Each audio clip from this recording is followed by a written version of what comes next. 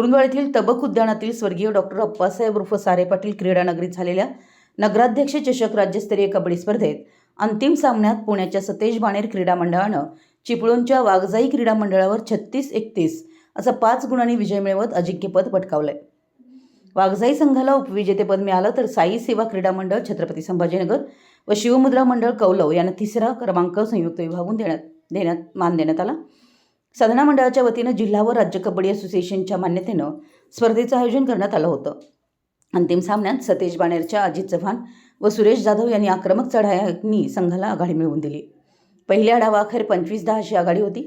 दुसऱ्या डावात वाघजाईच्या शुभम शिंदे, अजिंक्य पवार व ओंकार कुंभार यांनी पुनरागमनाचा प्रयत्न केला, मात्र तेजस पाटील, मनोज बोंद्रे व निलेश काळभेरे यांच्या पकडीमुळे सतेज बाणेरनं विजय निश्चित केला। उपांत्य फेरीत सतेज बाणेरनं शिवमुद्रावर 29-11 असा विजय मिळवला, तर वाघजाईनं साई सेवावर 22-9 अशी मात केली।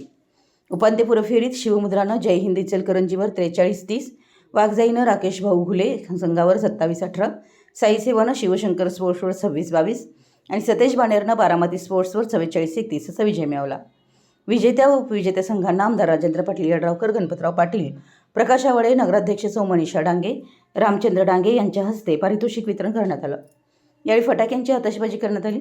स्पर्धेला सदाशिव सुभेदार, जयपाल कडाळे, वैभव उगळे, अब्बास पाथरवट, महावीर पोमाजे, के.एस. दानवाडे, अर्जुन पाटील, श्रीकांत चव्हाण, राजू प्रधाने आदींसह मोठ्या संख्येनं क्रीडा रसिक उपस्थित होते।